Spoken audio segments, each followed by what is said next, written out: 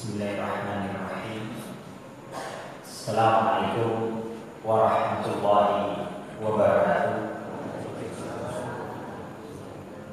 Innal hamdalillah nahmaduhu wa nasta'inuhu wa nastaghfiruh wa na'udzu billahi min syururi anfusina wa min sayyiati a'malina.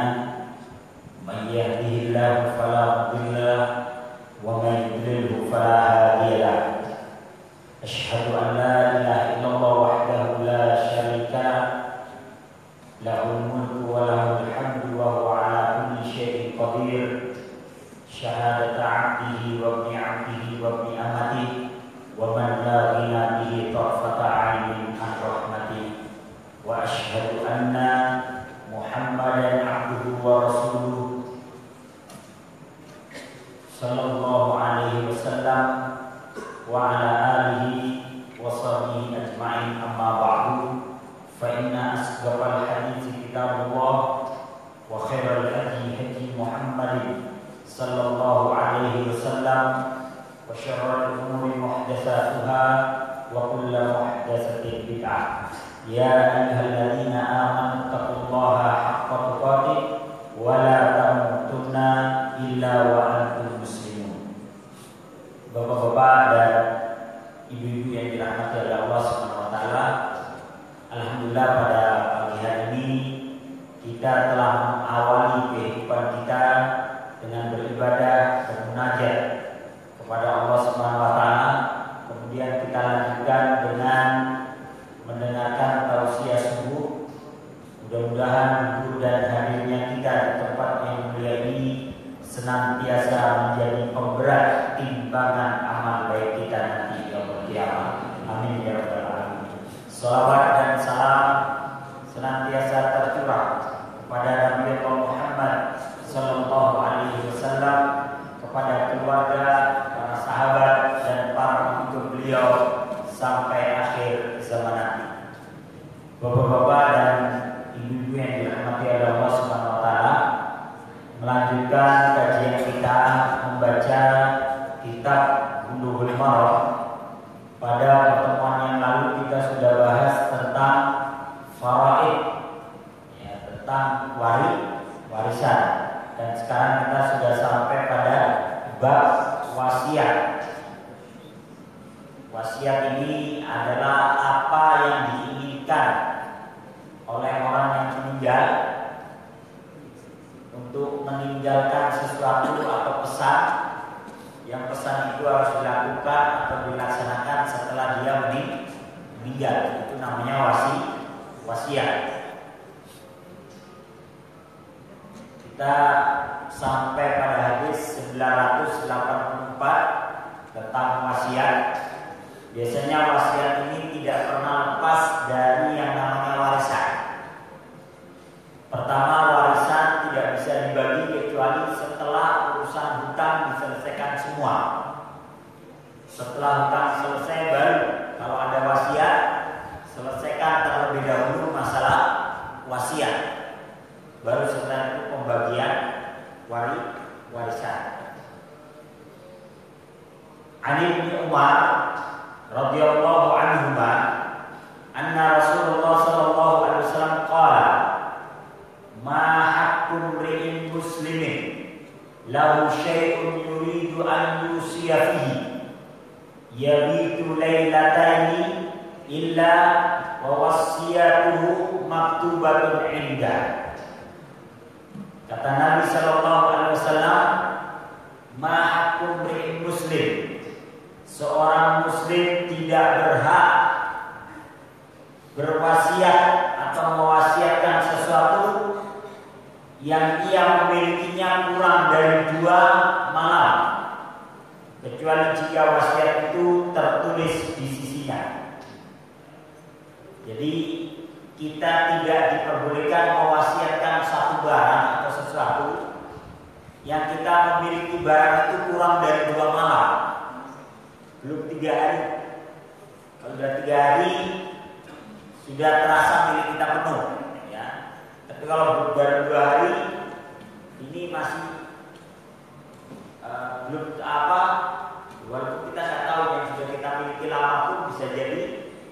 hilang dari kita.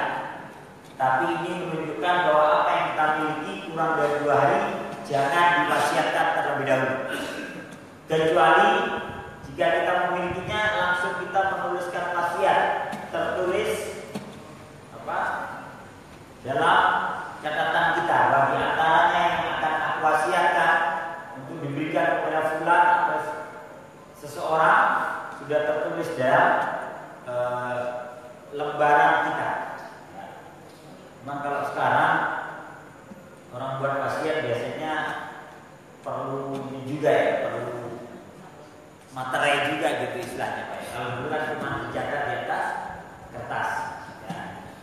Jadi kalau kurang dari 2 malam apa yang ia miliki, dia harus catat. Kalau di antara wasiat saya adalah ini. Karena siapa tahu ahli warisnya menyatakan, oh ini barang ini tidak termasuk yang dimiliki oleh, tidak termasuk yang diwasiatkan oleh bapak saya. Karena bapak saya memilikinya baru sejam atau 2 jam. Tapi kalau dia memang mau mewasiatkannya, walaupun dia memiliki baru 1 hari, dia harus tulis supaya ahli warisnya tahu. Karena wasiat ini Pak, banyak ahli waris yang tidak melaksanakan ya, urusan wasiat ini. Kadang seorang ayah berwasiat, nanti kalau saya meninggal tolong 100 meter dari tanah saya wakafkan ke masjid misalnya. Kalau ahli warisnya jujur ya dilaksanakan.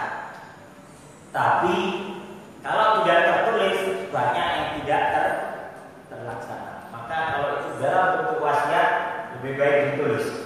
Kalau perlu datangkan anak-anaknya, istrinya, datangkan pengurus masjid. Nanti kalau saya wafat, tanah saya yang ini mau saya wakafkan untuk masjid. Kita tanda tangan, istri kita tanda tangan, anak kita tanda tangan, pengurus masjid tanda tangan. Karena kalau sekarang itu, ya kalau zaman Nabi dulu 2 orang saksi aja sudah cukup, gitu ya. Artinya itu sudah kuat, tidak tertulis misalnya.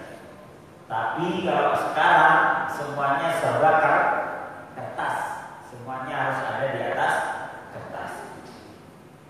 Berikutnya, Wa'an Sa'ad bin Abi Waqqas radhiyallahu anhu qala qultu ya Rasulullah ana jumali wa la yarsuni illa ibnatun li wahidatun afatasaddaqa bi sulusai mali qala la.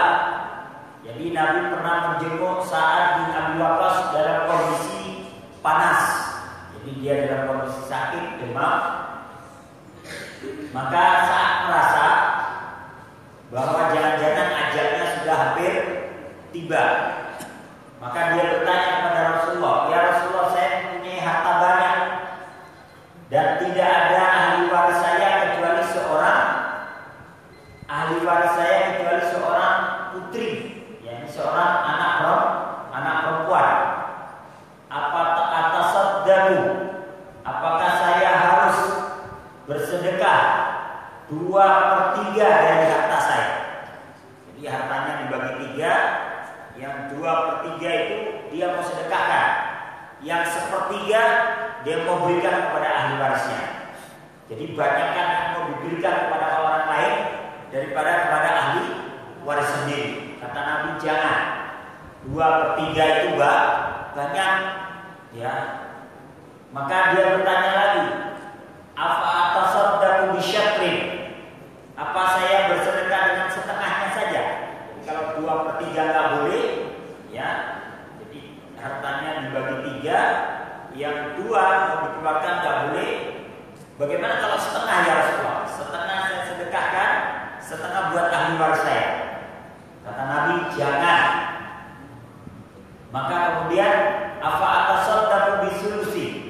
Apakah saya harus bersedekah dengan 1/3-nya? Jadi harta dibagi 3, yang 2 itu untuk ahli waris, yang 1/3 itu untuk disedekahkan. Maka kata Nabi, as-sulus, ya, 1/3 silakan kau sedekahkan. wasulus katsir, dan sepertiga itu banyak.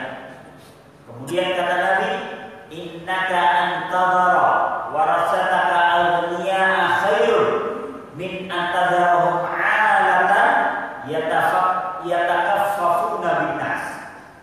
Kata Nabi, lebih baik kau meninggalkan ahli warismu dalam keadaan kaya daripada meninggalkan mereka dalam keadaan miskin kemudian meminta-minta kepada manusia. Jadi Pak, kalau kita mau berwasiat, mau menyedekahkan harta kita, tidak boleh lebih dari 1/3. Kalau kita punya harta senilai 1 miliar, maka nggak boleh lebih dari 330 juta yang kita wasiatkan atau mau kita berikan kepada selain ahli waris kita. Jadi wasiatnya biasanya diberikan kepada selain ahli waris. Ya. Nah, kemudian an Aisyah radhiyallahu anha anna rajulan atan Nabi sallallahu alaihi wasallam. Jadi pelajaran dari tadi sebelum kita lanjut, bahwasanya Nabi melarang kalau ada orang bersedekah atau mengeluarkan hartanya seluruhnya, ya, tanpa meninggalkan apa-apa buat ahli warisnya. Ustaz, bagaimana dengan Abu Bakar? Abu Bakar itu seluruh hartanya dia keluarkan, gitu. Ya. Bagaimana dengan Abdurrahman bin Auf? Dia keluarkan setengah dari hartanya. Bagaimana dengan Utsman bin Affan?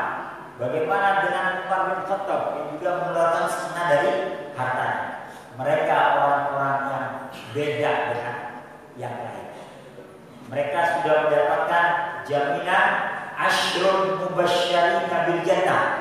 Mereka adalah 10 orang yang dijamin masuk surga. Sehingga mereka merasa saya harus membayar jaminan ini dengan totalitas.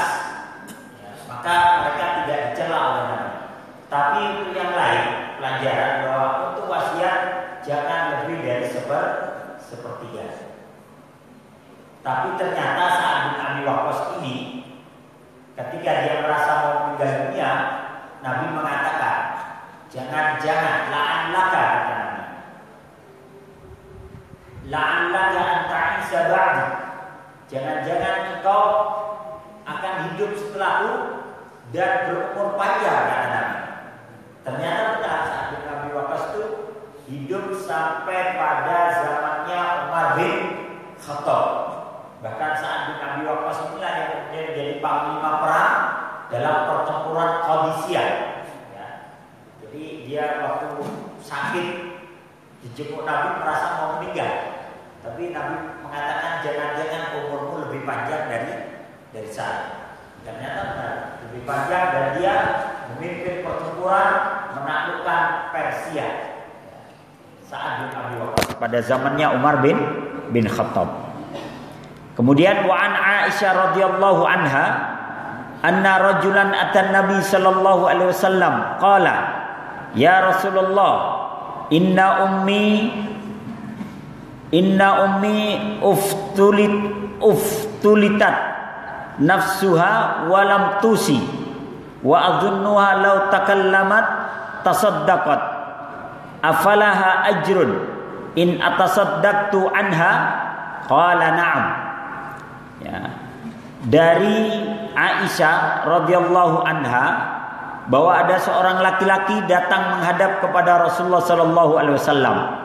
Kemudian dia bertanya, "Ya Rasulullah, ibuku telah meninggal dengan cara yang mendadak dan dia belum berwasiat." Jadi tiba-tiba sakit, tiba-tiba meninggal gitu ya.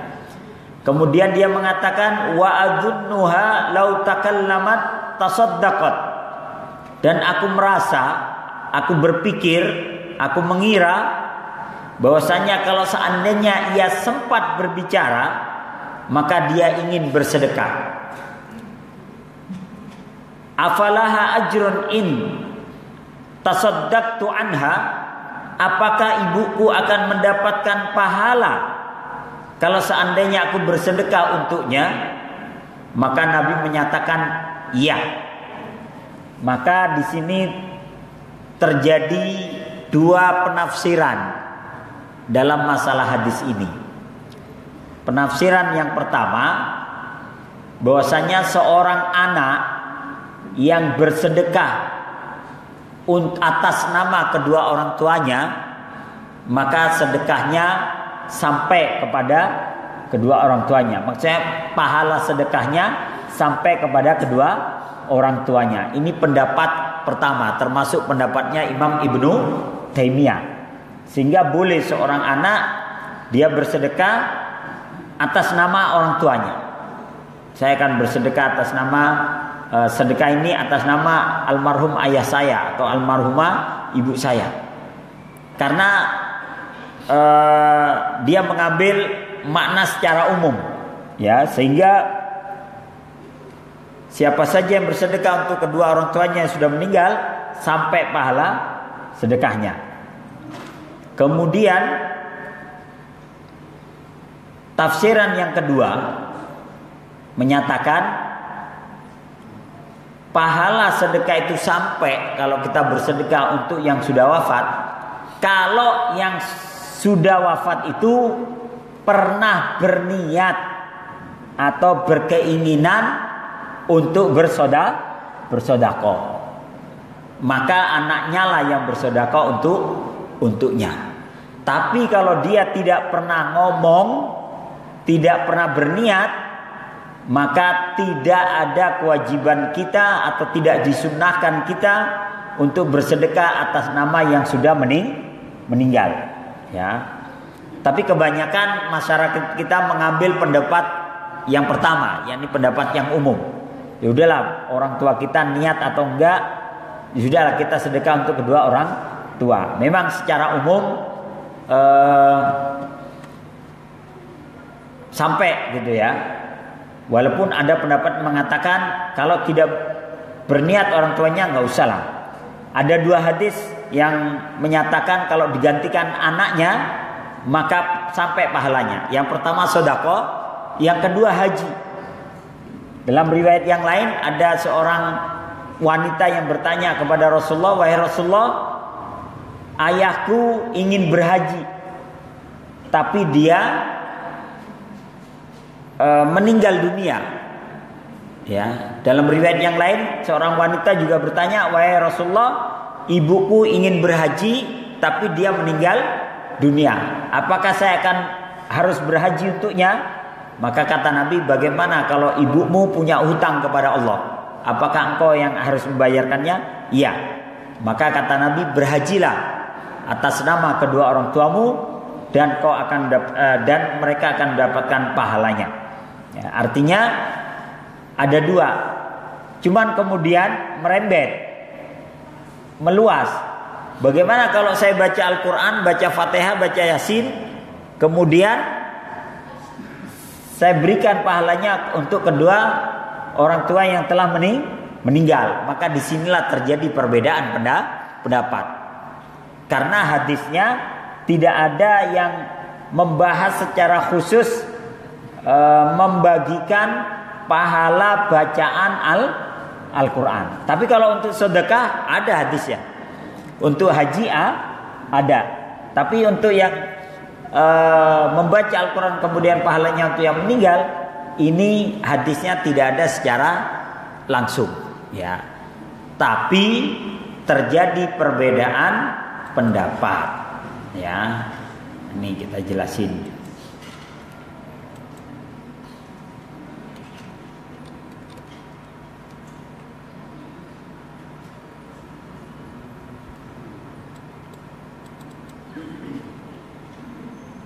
Nah, ini hukum menghadiahkan pahala bacaan. Ya. Apa hukum menghadiahkan bacaan Al-Fatihah atau bacaan Al-Quran yang lain untuk si mayit? Apakah pahalanya sampai? Pertama kita harus mengetahui bahwasanya ditinjau dari bentuk pengorbanan seorang hamba, maka ibadah itu dibagi menjadi 3, ya. Ibadah dibagi menjadi 3. Pertama ada ibadah murni badaniyah. Itu semuanya ibadah yang modal utamanya adalah gerakan fisik.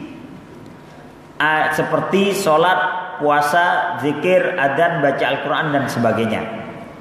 Ada ibadah murni maliyah, yang itu harta, seperti zakat, infak dan sedekah. Ada ibadah badaniyah dan maliyah. Jadi ada badan juga, harta juga.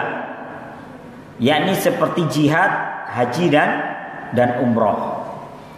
Ulama sepakat bahwa semua ibadah yang bisa diwakilkan seperti ibadah maliyah atau yang dominannya adalah harta, seperti sedekah atau haji. Dan ini memang ada hadisnya. Jadi seandainya anaknya yang bersedekah atau anaknya yang menghajikan, orang tuanya tetap dapat pahalanya. Atau ibadah yang ditegaskan bisa diwakilkan, seperti puasa, ada hadisnya juga. Kalau orang tuanya punya utang puasa Ramadan, anaknya lah yang membayarkannya. Maka semua bisa dihadiahkan kepada semayit, ya. Nah, kita harus pahami beda antara mengirim doa dengan mengirim pahala bacaan Al-Quran. Kalau mengirim doa itu Rabbighfirli wali walidayya warhamhuma kama rabbayani shaghira. Allahumma ighfir lahu warhamhu wa'afi wa'fu anhu. Kalau mengirim doa, semua para ulama sepakat sampai, tidak ada perselisihan. Yang berbeda itu bagaimana mengirim pahala bacaan Al-Quran. Misalnya saya mau baca surat Yasin, pahalanya buat orang tua saya yang sudah meninggal. Nah, ini terjadi perbedaan pendapat. Ada yang menyatakan sampai, diantaranya Imam Ibnu Taimiyah, tapi yang lain menyatakan tidak sampai, karena pertama tidak dicontohkan oleh Nabi. Seandainya ini tentunya sahabat dan Nabi juga melakukannya. Tapi nanti mayoritas menyatakan sampai, wallahu alam, ya. Nanti kita ambil nih. Imam Zakaria Al-Ansari mengatakan sedekah atau doa baik dari ahli waris maupun yang lainnya bisa bermanfaat bagi mayit dengan kesepakatan para ulama. Jadi mengirim doa lah, ya. Kalau mengirim doa semua para ulama sepakat sampai. Nah, kemudian doa, istighfar, sedekah, melunasi hutang atau menunaikan kewajiban yang belum terlaksana bisa sampai kepada mayit, ya. Kami tidak tahu adanya perbedaan pendapat dalam kalangan ulama. Nah, jadi intinya mengirim doa itu semuanya sepakat sampai. Nah, di sini kemudian sementara itu para ulama berbeda pendapat untuk hukum mengirim pahala ibadah yang tidak bisa diwakilkan kepada mayit. Jadi yang bisa diwakilkan itu yang lebih sifatnya adalah maliyah. Ya, maliyah itu sifatnya harta. Tapi bagaimana kalau yang sifatnya yang tidak bisa diwakilkan, yang hanya orang tersebut sendiri yang melakukannya, seperti sholat, ya, baca Al-Quran. Nah, ini. Maka di sini dibahas secara ringkas. Mazhab Imam Hanafi, yakni Abu Hanifah. Ulama Hanafiyah menegaskan bahwa mengirim pahala bacaan Al-Quran kepada mayit hukumnya diperbolehkan dan pahalanya sampai kepada mayit. Ini menurut mazhab Hanafi. Kemudian mazhab Maliki, Imam Malik menegaskan bahwa menghadiahkan pahala amal kepada mayit hukumnya dilarang dan pahalanya tidak sampai dan tidak bermanfaat bagi mayit. Ya, ini pendapat Imam Malik. Tapi muridnya Imam Malik terpecah jadi dua. Ada yang menyatakan boleh, ada yang menyatakan tidak. Karena ini urusannya di sini sementara sebagian ulama Malikiyah membolehkannya dan pahalanya bisa sampai kepada mayit. Jadi kalau Imam Abu Hanifah sendiri menyatakan boleh, tapi Imam Maliknya sendiri menyatakan tidak sampai, ya. Jadi kalau kita mau baca Al-Quran, ya sudah, niat aja kita baca Quran, pahalanya untuk kita, lalu kita boleh bertawasul. Ya Allah, mudah-mudahan dengan membaca Al-Quran tadi Kau kabulkan doa saya. Maka berdoalah dia untuk ampunan untuk kedua orang tuanya. Jadi dia bertawasul dengan bacaan Al-Quran yang telah dia baca, sehingga doa dia dikabulkan oleh Allah Subhanahu wa ta'ala. Ya. Jadi kalau Imam Malik sendiri mengatakan tidak sampai dan tidak boleh, ya. Tapi murid-murid Imam Malik, ya, ada yang menyatakan boleh, ada yang menyatakan tidak. Nah ini. Dalam Minah Al-Jalil, Al-Qarafi membagi ibadah menjadi 3. Ibadah yang pahala dan manfaatnya dibatasi oleh Allah, hanya berlaku untuk pemiliknya, dan Allah tidak menjadikannya bisa dipindahkan atau dihadiahkan kepada orang lain, seperti iman atau tauhid. Itu nggak bisa dipindahkan kepada orang lain. Seandainya bisa, Rasul akan pindahkan kepada pamannya, itu Abu Thalib. Jadi ini yang sifatnya pribadi, ya, iman dan tauhid tidak bisa dipindahkan kepada orang lain. Kemudian ada ibadah yang disepakati oleh para ulama, pahalanya bisa dipindahkan dan bisa dihadiahkan kepada orang lain, seperti maliyah, dengan harta. Misalnya begini, Bapak tahu ada orang lain punya utang, diam-diam Bapak bayarin. Fulan punya utang berapa? Sekian Pak. Sudah, ini saya bayarkan dari harta saya. Bapak dapat pahala dan orang lain pun hutangnya selesai. Artinya bisa dipindahkan kepada orang lain yang sifatnya maliyah. Kemudian ada ibadah yang masih diperselisihkan para ulama, apakah pahalanya bisa dihadiahkan kepada mayit atau tidak, seperti menghadiahkan bacaan Al-Quran. Imam Malik dan Imam Syafi'i melarangnya. Justru kita yang mayoritas mengaku mengikuti Imam Syafi'i justru melarang. Kata Imam Syafi'i, jangan dan tidak sampai. Apa yang kalian baca, yang kalian yang mendapatkannya, ya. Yang menyatakan boleh tadi Imam Abu Hanifah, dan nanti ada Imam Ahmad, ya. Nah, kemudian, tapi menurut Imam Al-Qarafi ini muridnya Imam Malik, ya. Selayaknya orang tidak meninggalkannya, bisa jadi yang benar pahala itu sampai, karena ini masalah yang gaib. Jadi artinya begini, walaupun Imam Malik atau Imam Syafi'i melarangnya, kata Al-Qarafi, tapi kalaupun ada orang yang tetap melakukannya, tetap kita jangan melarang. Maksudnya biarkan aja lah, karena ini masalah yang gaib. Bisa jadi itu sampai, karena hal-hal yang gaib kita hanya mengimani saja, ya, mengimani saja. Nah, ketiga, pendapat Imam Syafi'i, ya, pendapat yang masyhur dari Imam Syafi'i bahwa Imam Syafi'i melarang menghadiahkan bacaan Al-Quran kepada mayit, dan menurut Imam Syafi'i itu tidak sampai, ya, itu tidak sampai. Ini pendapat Imam Syafi'i. Tapi Imam An-Nawawi, Imam Nawawi menjelaskan untuk bacaan Al-Quran, pendapat yang masyhur dalam mazhab Asy-Syafi'i bahwa itu tidak sampai pahalanya kepada mayit. Sementara sebagian ulama Syafi'iyah mengatakan pahalanya sampai kepada mayit. Artinya Imam Syafi'i sendiri mengatakan nggak sampai dan jangan, kata Imam Syafi'i. Tapi murid-muridnya ada yang mengatakan boleh. Ya sudah, kalau Anda mau tetap seperti itu silahkan. Insya Allah pahalanya sampai, karena ini perkara yang gaib. Makanya dalam hal-hal yang seperti ini, inilah yang disebut khilafiyah, Ya, khilafiyah itu kalau kita misalnya mengambil pendapat, nggak perlu kita kirim pahala bacaan Al-Quran karena nggak sampai, ya sudah selesai, cukup itu pendapat kita. Tapi jangan melarang orang lain. Kalau orang lain tetap berpendapat bahwa itu sampai, ya silakan. Karena ini perkara yang gaib.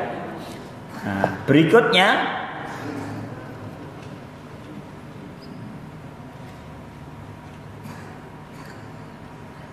Imam Ibnu Katsir. Imam Ibnu Katsir dalam kitab tafsir Ibnu Katsir, beliau menyatakan mengirim pahala bacaan Al-Quran itu tidak sampai kepada, itu menurut Imam Ibnu Katsir. Ya. Nah, bagaimana dengan Imam Ahmad bin Hambal? Nah, dalam mazhab Hambali ada dua pendapat. Sebagian ulama Imam Ahmad bin Hambal membolehkan dan sebagian melarangnya. Ya, ada 3 pendapat ulama mazhab Hambali dalam perkara ini. Yang pertama, boleh menghadiahkan pahala bacaan Al-Quran kepada mayit dan itu bisa bermanfaat bagi si mayit. Ini pendapat yang masyhur dari Imam Syafi'i. Jadi Imam Syafi'i secara pribadi mengatakan boleh. Ya. Jadi imam ada 4, yang 2 mengatakan tidak boleh, yakni Imam Malik dan Imam Syafi'i. Yang 2 mengatakan boleh, yakni Imam Abu Hanifah dan Imam Ahmad. Walaupun muridnya nanti ada yang mengatakan boleh, ada yang mengatakan tidak. Artinya apa? Ini perkara khilafiyah. Kalau misalnya kita mengambil, sudah, kalau untuk saya pribadi, saya tidak mengirimkan pahala bacaan Al-Quran, tapi saya ngirim doa aja, silakan. Tapi kalau ada orang yang kemudian dia tetap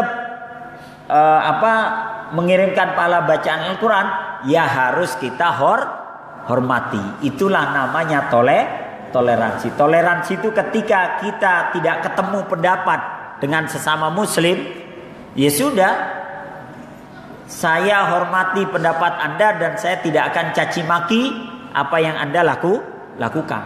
Selesai, ya. Nah, ini. Kemudian yang pendapat kedua dari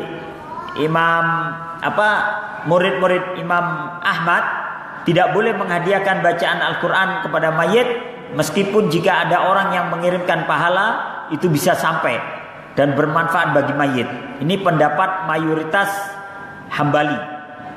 Nah, yang ketiga, pahala tetap menjadi milik pembaca yang hidup. Hanya saja rahmatnya bisa sampai kepada si mayit. Jadi intinya Pak, dalam perkara ini 2 imam menyatakan nggak boleh dan tidak sampai, walaupun nanti muridnya berbeda. 2 imam lagi menyatakan boleh dan sampai. Yang menyatakan tidak sampai adalah Imam Malik dan Imam Syafi'i. Justru kita banyakkan mengaku pengikut Imam Syafi'i ini ya. Nah, yang menyatakan boleh adalah Imam Abu Hanifah dan Imam Ahmad. Maka perkara ini menjadi perkara khilafiyah. Ya.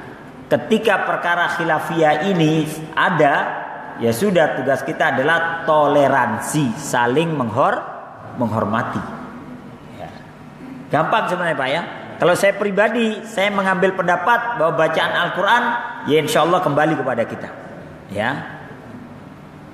Kenapa? Kayak pertama, Nabi tidak mencontohkan dan para sahabat juga enggak melakukan gitu kan. Tapi bukan berarti saudara-saudara kita yang tetap mengirimkan itu kemudian kita salah-salahin atau kita caci maki, jangan. Ya.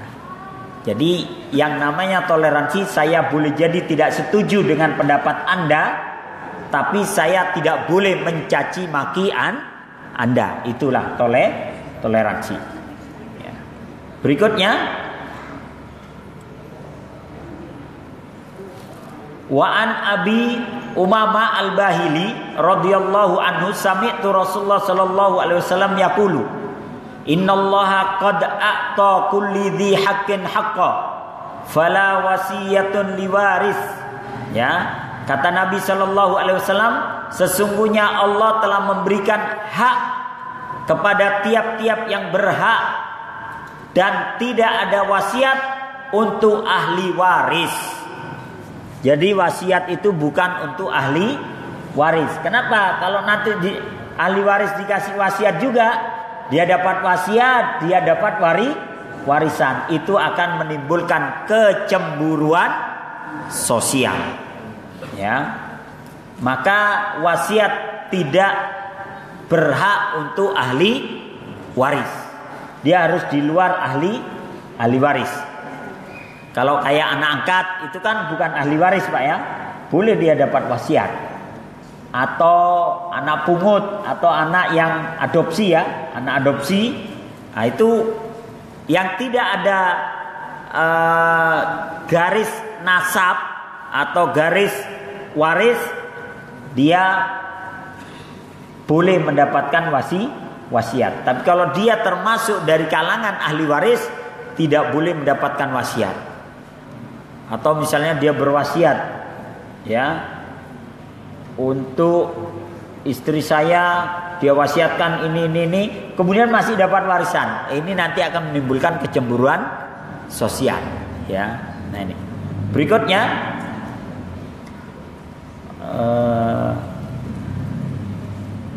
dalam riwayat yang lain ada tambahan rawahu Daruqutni an hadisi Ibnu Abbas radhiyallahu anhuma wa zada fi akhirih illa ayyasha al-warasa.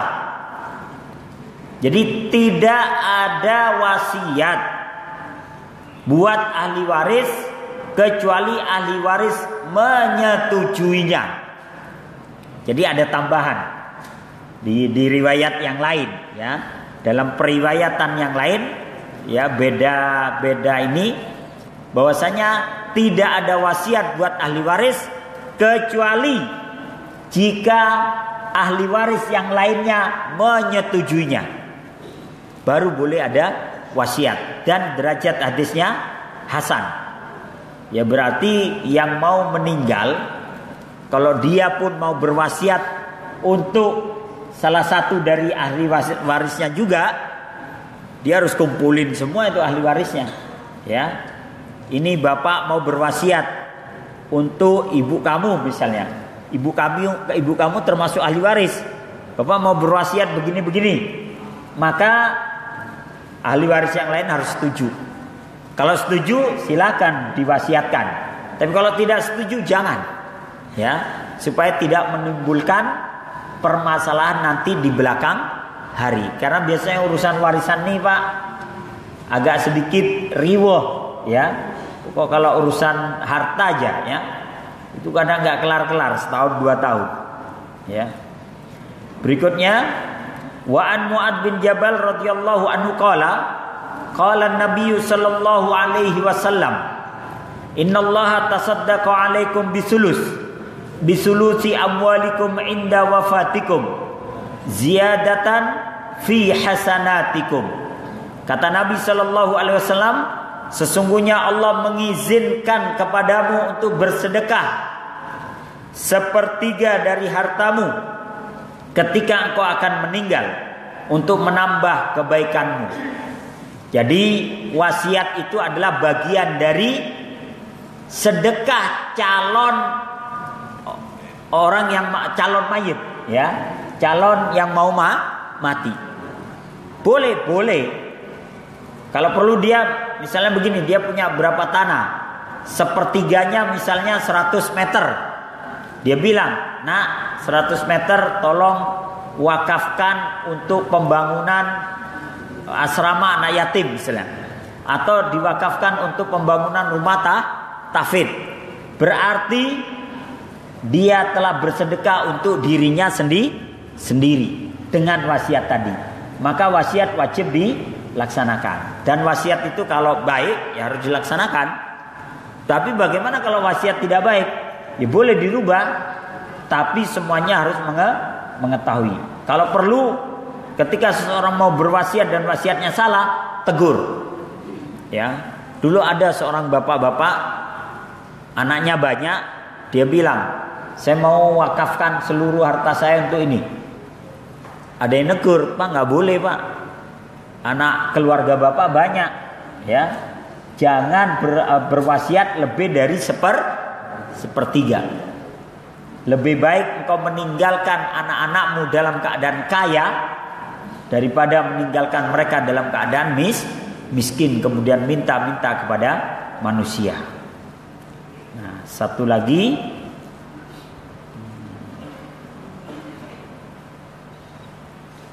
ya sampai di situ karena yang berikutnya juga sama hadisnya. Jadi intinya wasiat tidak boleh lebih dari sepertiga, dan sebaiknya wasiat itu di luar ahli waris. Ya. Kalau ada pertanyaan dipersilakan. Sudah syuruk belum, Pak? Belum. Kurang berapa lama lagi nih? 10 menit.